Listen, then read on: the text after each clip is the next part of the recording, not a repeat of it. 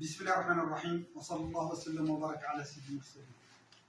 تثمينا للاختيار الموفق لحزب الانصار وتاكيدا على حسن ترشيحه على مستوى دائره اسيا، حيث اختار النائب محمد سالم بن عبد الرحمن الزروق الملقب ابو عبد الرحمن علما وخيرت، ونائبه حبيب بوليقي وخيرت يقول بدرباله والباه.